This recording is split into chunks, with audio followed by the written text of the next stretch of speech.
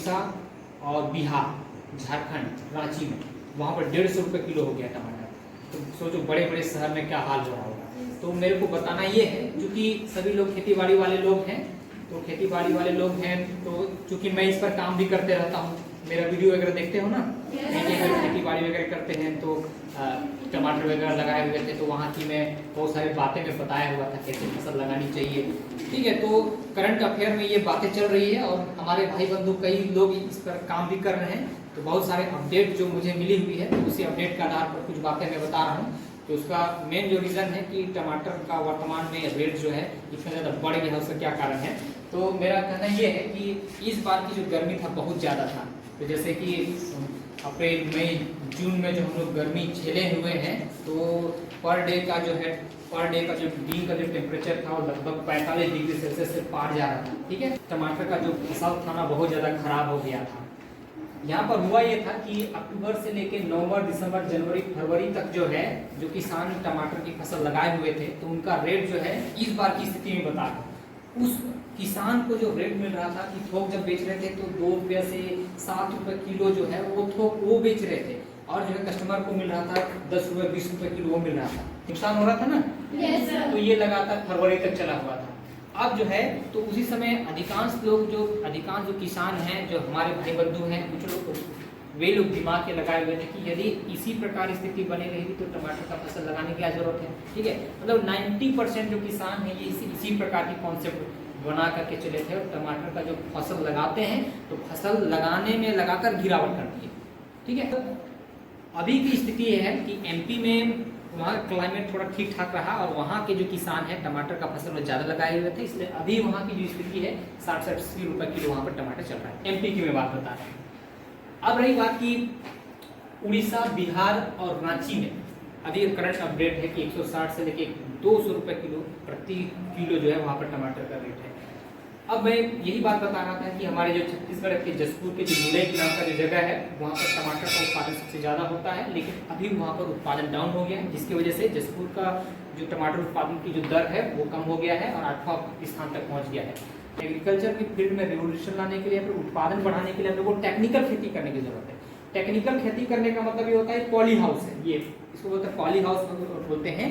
Poly house बीच बीच में जैसे अंबिकापुर भी जाओगे तो बीच बीच में पॉली हाउस बना हुआ है, मुझे जानकारी में। इसी प्रकार से बड़े बड़े सिटी में बड़े बड़े पॉली हाउस बना होता है, ग्रीन हाउस इसको बोलते हैं।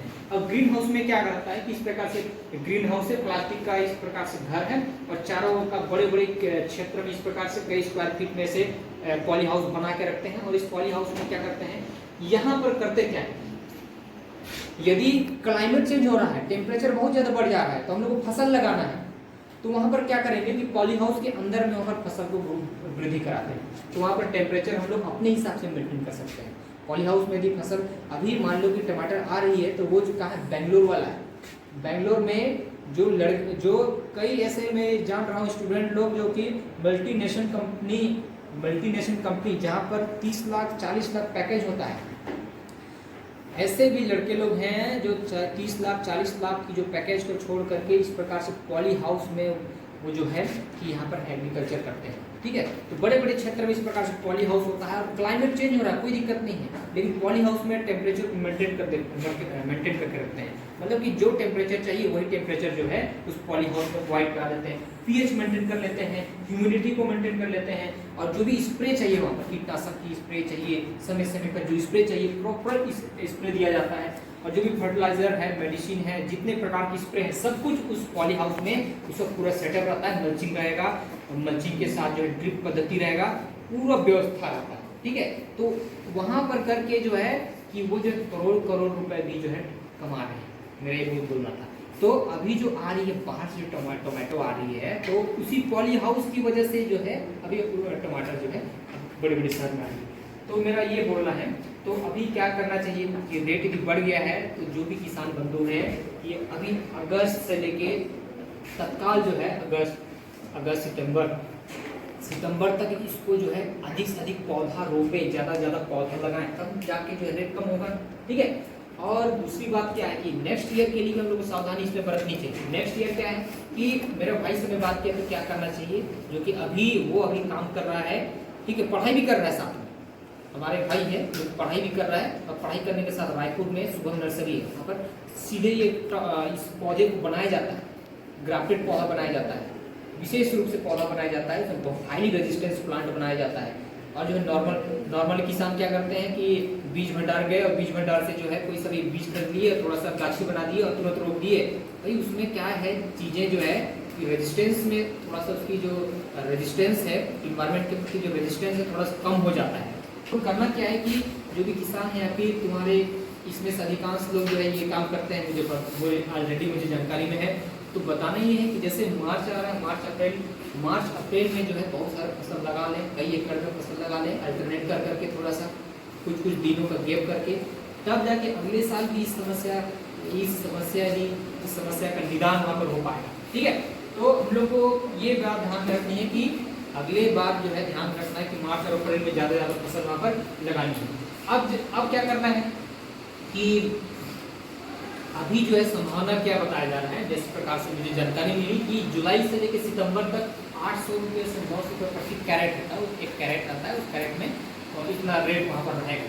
तो मैं बातें बता रहा था कि शुभम नर्सरी रायपुर में बात बता रहा था, तो मेरे भाई वहाँ पर काम कर रहा है, और शुभम नर्सरी रायपुर में वहाँ पर ग्राफ्टेड पौधा रेडी किया जाता है। और ग्राफ्टेड पौधा की जो ऑर्डर था लगभग 5 लाख पौधे की ऑर्डर था वहाँ पर।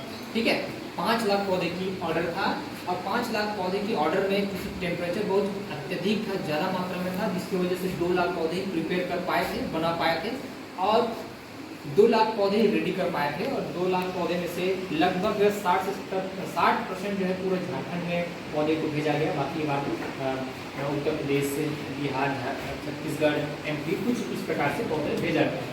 तो अब हम लोग को इस बात को भी ध्यान रखना है कि इसकी अच्छी किस्म को लगाना है, ये भी ध्यान रखना है। यदि टमाटर की फसल लगा भी रहे हैं तो जैसे घर में लगाते हो ना, तो क्या करना है, पूछना कि जो अच्छी वैरायटी जैसे कि यहाँ पर सिजेंटा का सहा वैरायटी बोलते हैं, टमाटर में सिजेंटा का सहा वैरायटी, उसमें अच्छा उसका साइज है, शेप है, कलर है, और थोड़े लंबे समय तक चलता है।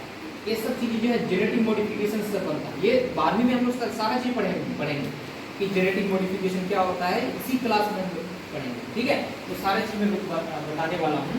और जो पौधा रेडी किया जाता है जिसको ग्राफ्टेड पौधा बोलते हैं, तो उसमें खास बात क्या रहता है कि वो हाईली रेजिस्टेंस रहता है, इन्वायरमेंट के प्रति रेजिस्टेंस रहता है, bacteria, wilt, nematode, virus, temperature, humidity, pH, ये सब के प्रति जो है थोड़ा हाईली रेजिस्टेंस रहता है, जिसकी वजह से नॉर्मल पौधे की तुलना में उसकी उत्पादन क्षमता जो है ज़्यादा रहती है।